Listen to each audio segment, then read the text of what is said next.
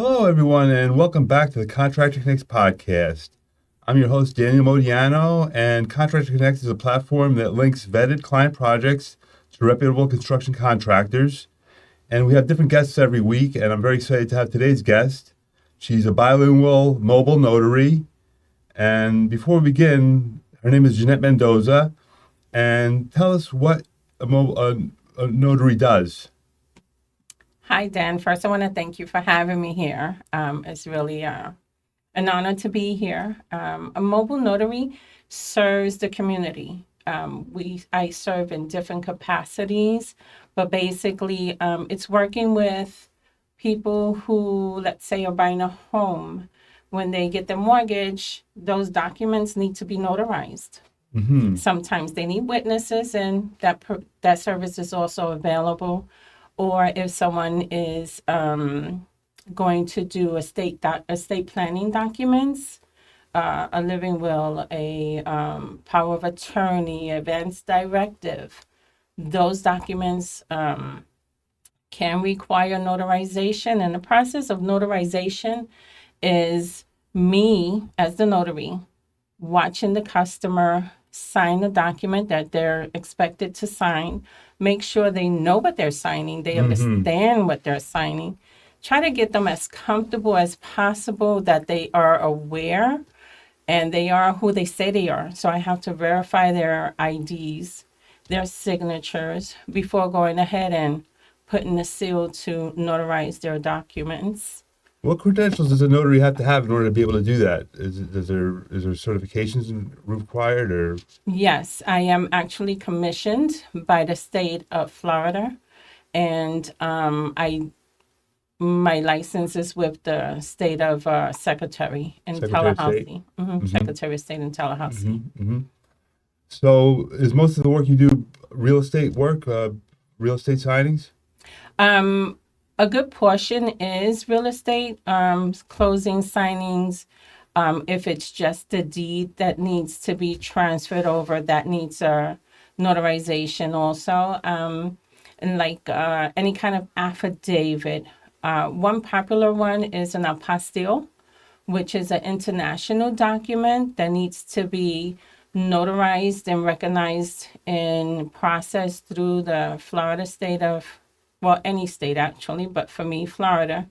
Any Secretary of State to be acceptable in the international country that it's going to. Like, for instance, if someone has property in, let's say, Spain, but they're here in the U.S., they want to give someone the power of attorney privilege in Spain to do whatever needs to be done in their behalf.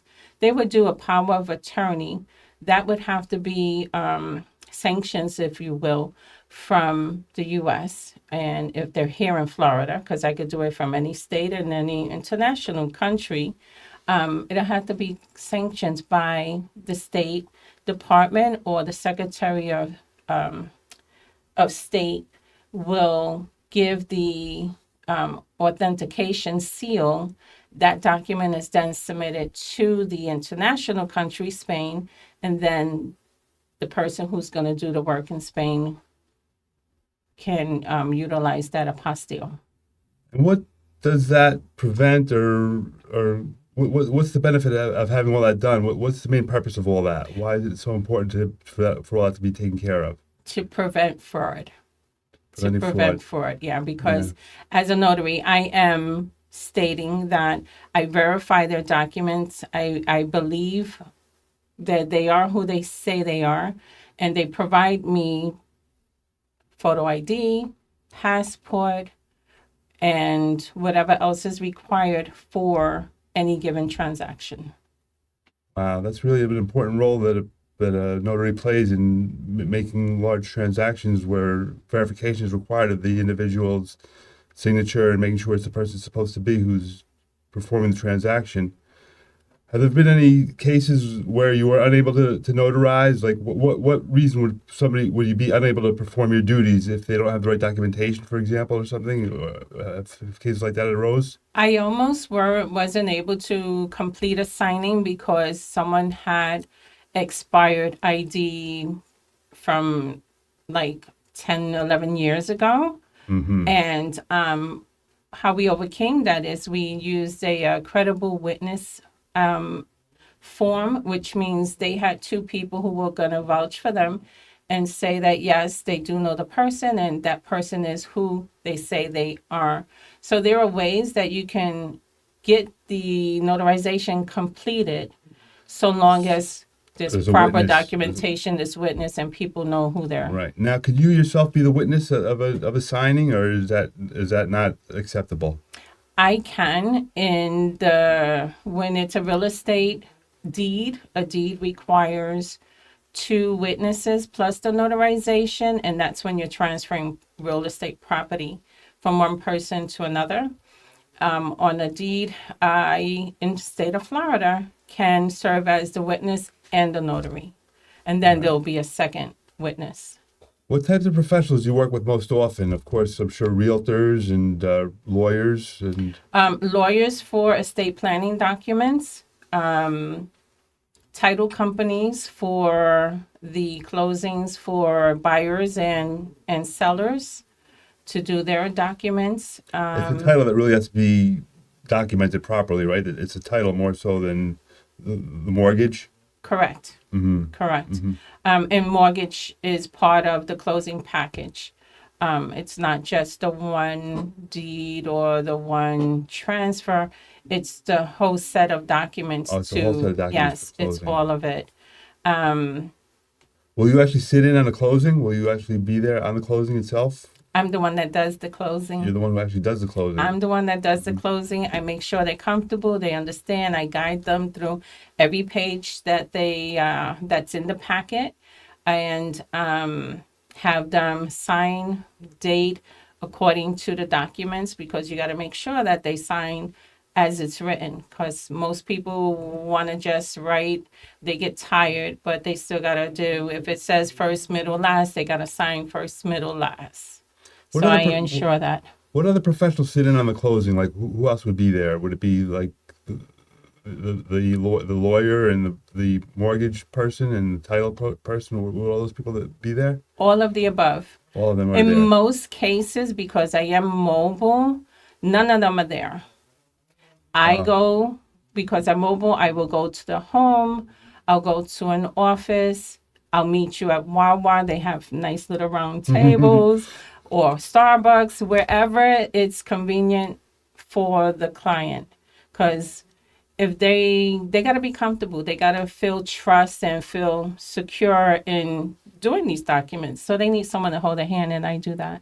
And when you meet in one of the remote locations, you're saying that the professionals like the lawyer and the mortgage person and the title person don't need to be there? They do not need to be there. But you make sure that everything is verified by all those people before you close this. Oh yeah, absolutely. I get advanced copies of the documents in most cases. I look through them. I flag where they're going to be signing. I make sure that some of the numbers are jiving and they're not different when it comes to buyers and seller documents. When it's estate documents, there's nothing that I can verify or compare to. I just show them where they're supposed to initial, if they choose to initial, and when they need to sign. Okay.